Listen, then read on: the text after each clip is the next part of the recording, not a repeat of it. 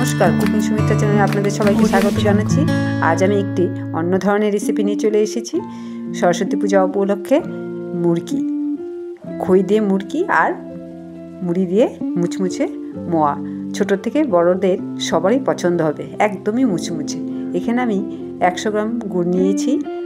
Half cup জল দিয়ে ভালো করে গুড়ের সাথে জল মিশিয়ে জাল করে নেব। বন্ধুরা, আমার এই ভিডিওটি সম্পূর্ণ দেখবেন, শুরু থেকে শেষ পর্যন্ত দেখার জন্য অনুরোধ রইল। আশা করছি আপনাদের ভালো লাগবে। ঘরে কোনো এক সময় তৈরি করে রাখলে কিন্তু মাঝে মাঝে খাওয়াও যায়। আর সরস্বতী পূজা উপলক্ষে আমি করেছি, তাই আপনাদের কাছে বলছি। বন্ধুরা, ভিডিওটি সম্পূর্ণ দেখে আমাকে একটি লাইক, কমেন্ট, সাবস্ক্রাইব করে দেবেন। চ্যানেলটিকে অবশ্যই সাবস্ক্রাইব করে দেবেন কিন্তু।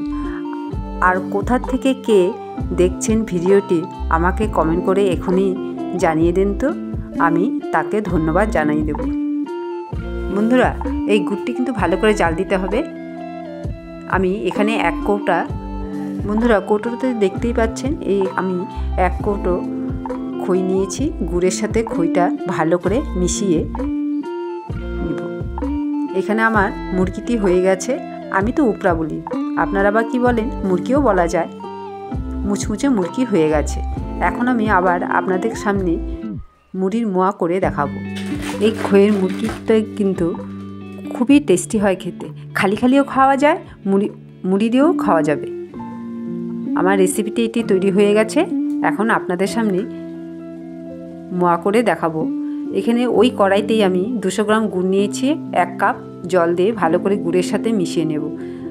খুব ভালো করে জাল দিতে হবে, জালটা যেন একদম কড়া হয়ে যায়, তাহলে মোয়াটা মুচমুচে হবে। বন্ধুরা, আমি এই সময় একটি কথা বলে রাখছি, এখানে এই মুড়ির মোয়াতে এই গুড়ের সাথে যদি জিরের গুঁড়া দেওয়া যায়, তাহলে কিন্তু মুড়ি মোয়াটা হ্যাপি টেস্ট হয় আর একটি সেন্টও আসে। আমার গুড়টি ভালো করে জাল হচ্ছে। ভালো করে জাল হওয়ার পরে আমি এখানে হাফ চামচ জিরের গুঁড়ো দিয়ে দেব।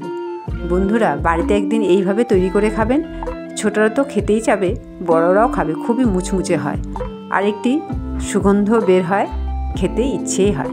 1টা থেকে 2টোই খাবে। বন্ধুরা, ভিডিওটি সম্পূর্ণ দেখে আমার এই চ্যানেলটিকে কিন্তু অবশ্যই একটি লাইক আর সাবস্ক্রাইব করে দেবেন। আর আপনাদের আত্মীয়র সাথে একটু বেশি বেশি করে শেয়ার করে দেবেন। এখানে আমার গুড়টি জাল হয়ে গেছে। ওই যে জিরে গুঁড়োটি দিয়ে দিলাম, দিয়ে ভালো করে গুড়ের সাথে মিশিয়ে নেব। আলাদা একটি টেস্টি হয়। এখানে আমি 2 বাটি মুড়ি নিয়েছি, মুচমুচে গরম গরম মুড়ি নিয়েছি। এই মুড়িটি গুড়ের সাথে ভালো করে মিশিয়ে দেব। ঠিক এইভাবে মেশাতে হবে। মিশিয়ে আমি হাত দিয়ে পাক দিয়ে দেব। হাতে একটু সর্ষের তেল মেখে নিলাম। প্রথমে একটু গোল টাইপ করে ত্রিকোণ সাইজ করে নেব। এইভাবে করে নিলে বাচ্চারা দেখেই খেতে যাবে। দেখুন, ত্রিকোণ এইভাবে চেপে চেপে করে করতে হবে। আমার এই মোয়াগুলি হয়ে গেছে সব।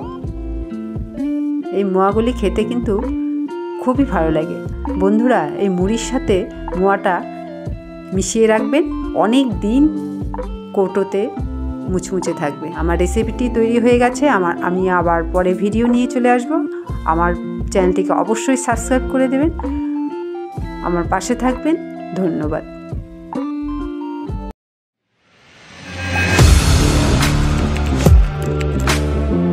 Audio Jungle.